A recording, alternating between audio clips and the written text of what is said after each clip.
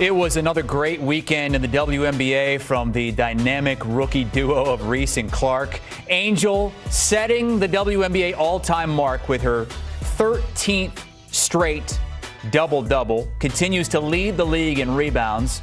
Her Sky split with the Seattle Storm last week. Now, you might have thought she already set this mark. That's because she had already set the single-season mark.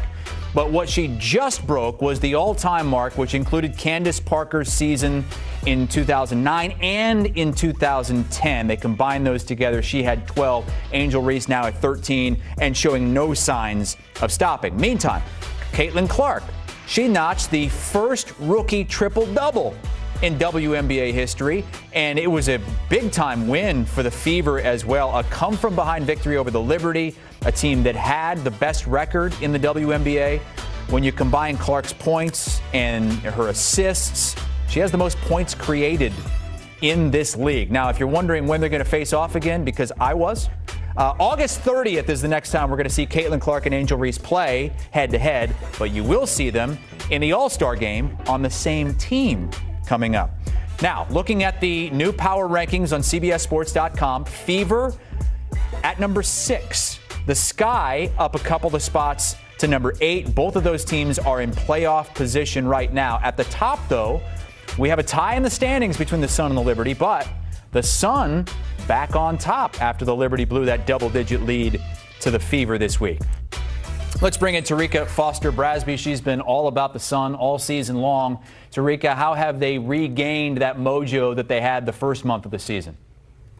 Her name is DeWanna Bonner. I'm not sure if people have heard of her, but they might want to learn about her because DeWanna Bonner, she's 15 years into playing in this league, but for somewhere, somehow, it's like she's found the fountain of youth. She's just playing phenomenally, and she's the reason that this team were getting back to their winning ways. When you add that as well as going 3-0 this week, Alyssa Thomas had a triple-double, winning in a tight one over Minnesota, then having convincing wins against Phoenix and Atlanta. This team really goes as their veterans go. And so the Sun is going to need to continue to get play like that from DeWanna Bonner as well as Alyssa Thomas and more as they look to face and get some revenge on the Liberty this week. What do you think of those odds, though, that we see on the screen with the Liberty plus 180, the Sun way back there at 7.5 to 1, plus 750. The odds basically saying, hey, it's the Liberty and the Aces, and the Sun are the next level below. You know, my heart wants to say, hey, this is just completely false. The Connecticut Sun have as much chance as anyone to win a championship. Truthfully, as much as I love this Sun team, the truth is the last couple of years, the two people who have stood in their way, the two teams that have stood in their way has been the New York Liberty and the Las Vegas Aces. And so in order to defy the odds, they've got to continue to show that they can defeat those teams when it matters. And that's in the postseason. So it's still a long way to go. We're halfway through. There are about 20 more games left in the season. So I'm hoping that they'll be able to change those odds. I know that they are as well. But the reality is until you have defeated them, the odds will always look like that against you. Now, the Sun have that same 17-4 record as the Liberty. They're going to play this Wednesday. New York coming off the loss to the Fever. They lost another game last week. So 2-2 in their last 4 games. Are you concerned at all with what you've seen from the Liberty after that really hot start?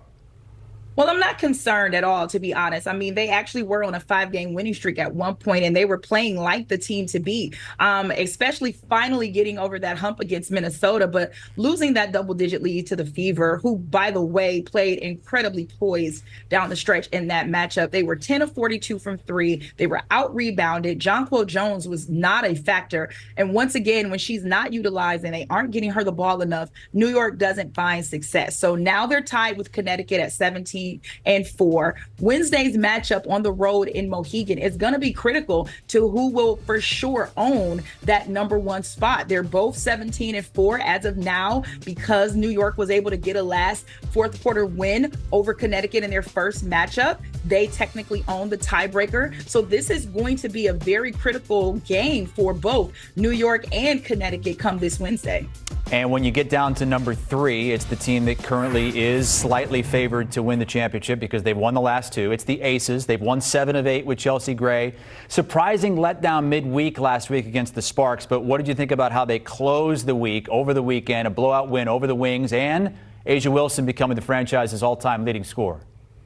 You know what, Chris? I actually like the Aces 3 here, right? Because even though they took that loss to the 5 and 16 Sparks, it was an overtime game. It was down to the wire. They were coming off a back-to-back, and this team had been rolling since Chelsea Gray's return. So when you add that to the mix, it kind of doesn't feel as bad as it may look on paper. But A'ja Wilson, I mean, you nailed it. She really just continues to solidify her MVP campaign. She leads the league in scoring and blocks. She's top 5 in almost every major statistical category. She's moved into first place in the franchise scoring list. Becky Hammond has basically said she's the best player to ever put on an Aces jersey.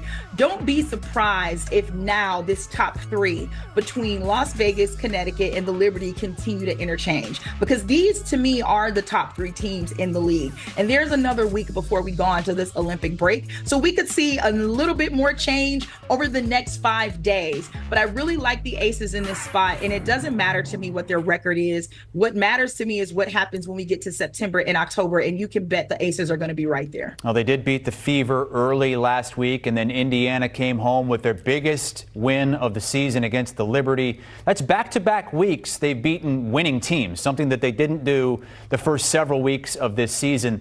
What have they done to compete against some of the best teams in this league? They found chemistry. They've maintained composure. I loved how they brought some defense late into that game against New York. They went on a 15-6 scoring run, and they let Caitlin Clark do what she does best, and that is to pass the ball. She had a triple-double. She had 19 points, but she had 13 assists as well on her way to becoming the first rookie in the WNBA history to record a triple-double. It helped Aaliyah Boston get 18 points. It helped Kelsey Mitchell score another 14. Melissa Smith gets a double-double. Now this week, they've got Washington, Phoenix, and Minnesota. When you look at that kind of performance against New York, it has to give this young team a lot of confidence that they can grab a few more wins before we get to the All-Star break. So chemistry, which was the main thing that we said that they weren't able to get going early in this season, they've now found it. And the Sky seem to have found something as well. They went 2-1 last week, 10-8 in our power rankings. They hold the last playoff spot. Really going to find out a lot about this team over the next week or so, because they have 2 matchups with the Liberty and another matchup with the Aces. How difficult is that stretch going to be? That stretch is going to tell us a whole lot. And, you know, I honestly went back and forth, Chris, on whether or not they should have moved up to 7 here in the power rankings. But it was a bit difficult for me to kind of figure out a way to move Phoenix down, given they had a couple of good wins last week as well. But despite them dropping a game to the Storm, and I mean, the Seattle team is really a solid top 5 team, Angel Reese just continues to be impressive. She exceeds the expectations that many set on her. That 13-game double-double streak, breaking Candace Parker's record, setting a career high for 27 points. So she's not just getting boards, she's scoring. And have you guys heard of Kennedy Carter? It has really been the Angel Reese and Kennedy Carter show over the last 3 games. So now they've moved into 8th place, which is a playoff position. They have a game against Atlanta on Wednesday before they face off against New York. And so I think bringing that confidence, bringing that energy into the game against Atlanta, who's playing shorthanded right now, is really going to help propel them with the energy and the confidence that they need before having this back-to-back against New York. Going to be a fun little sprint to the Olympic break here in the WNBA. Terrika Foster-Brasby with us, breaking down the new power rankings at CBSSports.com. And here they are in full. She thinks the Sun, Liberty, and Aces are the top 3 teams, maybe interchanging amongst themselves over the next week or week and a half before the break. Lynx at 4, Storm at 5, and then Caitlin Clark and the Fever there. 9-13 record, but at number 6, really improving with the big win over the Liberty over the weekend.